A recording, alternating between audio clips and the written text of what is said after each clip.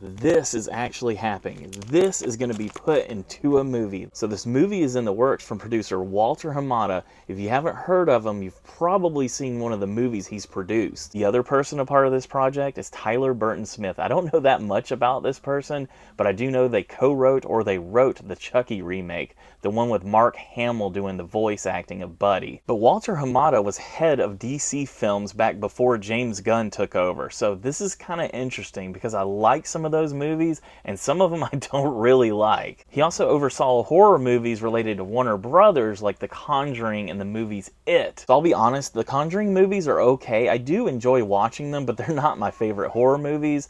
It Chapter 1 was definitely good. I thought they did a great job with that one. It Chapter 2 was pretty depressing, but it was overall a good movie. So with a producer with ties in horror and the DC universe, this could be interesting. He might know what he's doing. But man, dude, they're going straight for it, and I am definitely excited and I'm concerned. So the main question is CGI or practical effects? That is what everybody is wondering. I will say that practical effects is definitely the way to go, but we gotta discuss something here. I know that everybody's on board with Ninja Turtle suits, but we really have to look at this dark dystopian future world in The Last Ronin. I mean, it definitely looks like an 80s dark dystopian futuristic world, kind of like Blade Runner or Akira or some of the movies like that, which basically means nowadays they're probably gonna use a lot of CG to replicate that. Also, I'm not going to give out too much about the story, but I will say that the main turtle, the Last Ronin, he's big. Now, if you haven't read it, I'm not going to explain why he's bigger. It's actually really interesting. You should definitely try to read it. But that's kind of what we're looking at here. But I will say there's some fan trailers out there where they use CGI, and it looks pretty good in my opinion. But I'm like you. I think we need to go back to the turtle suits because they look so good and they're so convincing. There's some pretty awesome action sequences in The Last Ronin, and these suits are going to be really hard to move in. I wouldn't expect them to go gung-ho practical effects on this one because of the access to CGI. What they're going to do is they're going to do the turtle suits, they're going to do them as well as they can, but they're going to mix it up with CGI. But I do think they know better and that they will include some really good practical effects. Now, like I said, I'm not going to spoil the story, but it is depressing. It's very gritty, it's very dirty.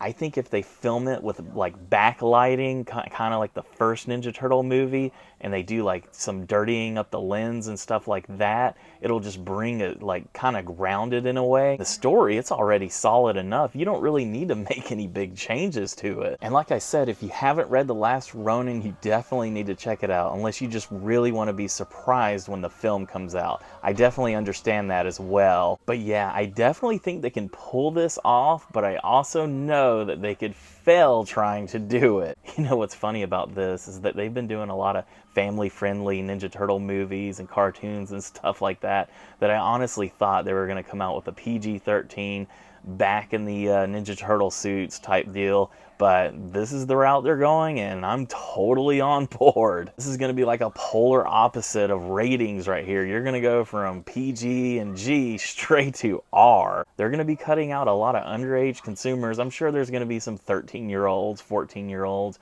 maybe 11-year-olds that sneak in and see this, or their parents will let them. I mean, I got to see a lot of crazy stuff when I was a kid. It's probably still happening these days. But for us Turtle fans that grew up with the original movies and cartoon, and we stumbled upon the comic books later on and we were like, holy crap, this stuff's even darker than the movie we saw. We're going to be really stoked. We're definitely going to be looking forward to this. The other question is this going to connect to the 1990 version at all, or is it going to strictly stay its own thing or be in connection with the original Eastman and Laird comic book? We don't know, but I will say it would be really cool if they somehow connected it to the 1990s movie, because that's the one that we all connect with.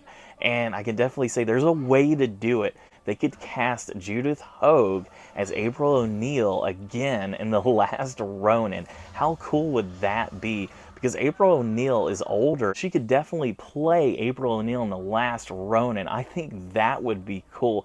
Even if maybe it's not even connected, she could still play the character. I know there might be some people that disagree. They might want to recast. You know, I totally get it. There's tons of actresses that could pull it off. But Man, wouldn't that be cool? With all that being said, there's not really much else to talk about. I mean, there is a whole story there, so if you want to check it out, I could go over spoilers from the 5 issues that they released because I haven't read anything else other than the 5 issues, but I'll probably do that another time. But yeah, I definitely think they're gonna go half practical and half CGI because that seems to work with other really good films. All right, well, let me know what you think in the comments, if they should stay with practical effects or maybe they should go full CGI, because we've seen some good CGI and it probably works better with some of the battle and fight scenes. All right, thanks for watching. Don't forget to subscribe for more.